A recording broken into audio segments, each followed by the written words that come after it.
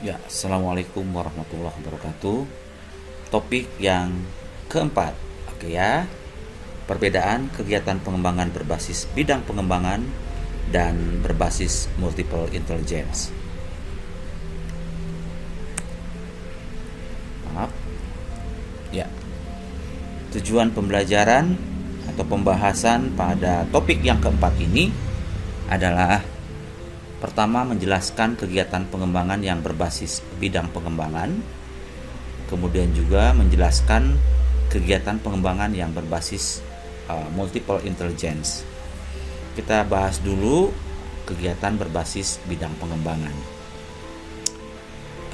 Menurut Breadcom ya, bahwa bidang pengembangan mengacu pada aspek-aspek perkembangan yang ditetapkan oleh National Association for the Education of Young Children yang meliputi kognitif itu terdiri dari intelektual dan bahasa, kemudian sosial, emosional, serta fisik motorik, baik motorik kasar dan motorik halus.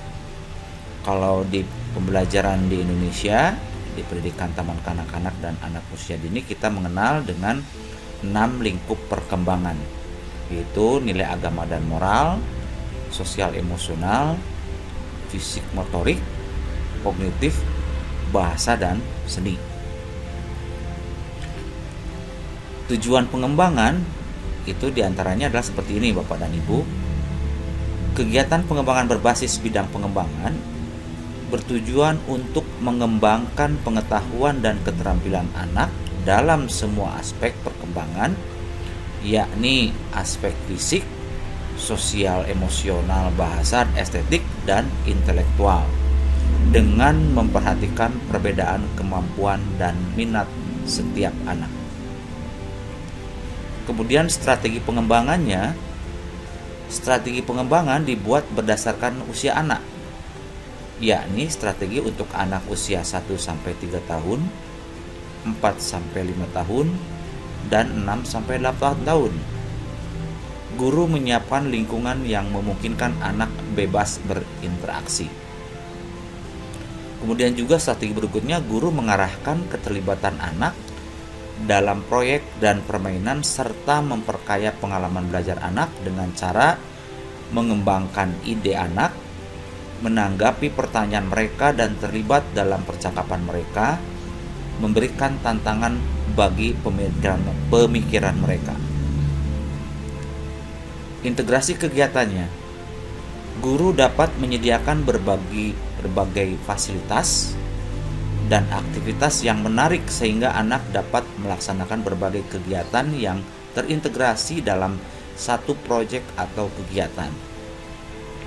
Kegiatan pengembangan ditujukan untuk mendorong anak melaksanakan proyek atau permainan, mulai dari belajar membuat rencana, menuliskan rencana, dan menerapkan, diantaranya dengan menduga, mengobservasi, melakukan percobaan, mencocokkan penemuan dengan pengalamannya.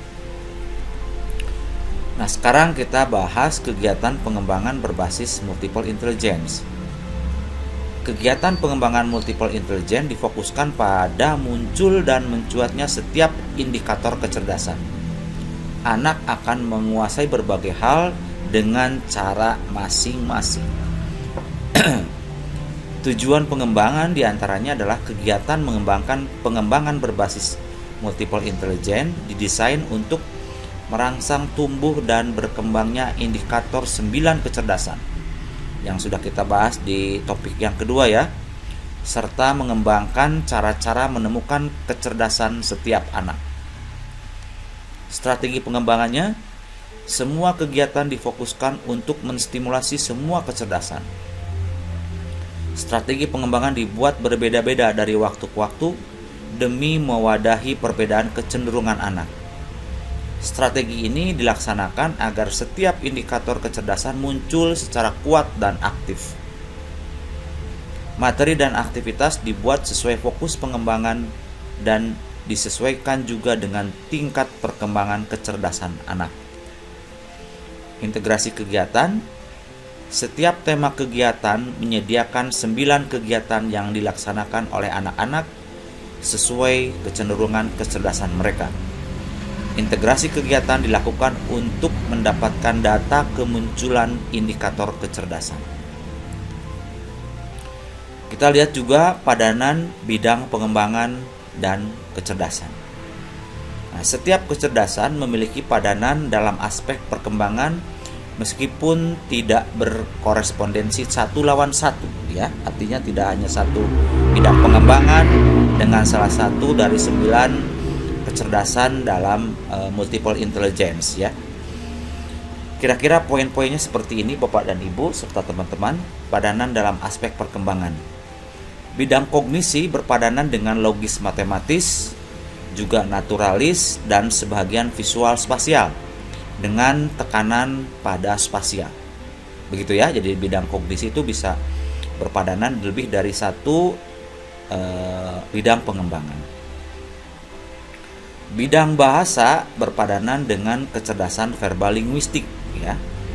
Aspek motorik yang meliputi motorik kasar dan halus berpadanan dengan kecerdasan kinestetik.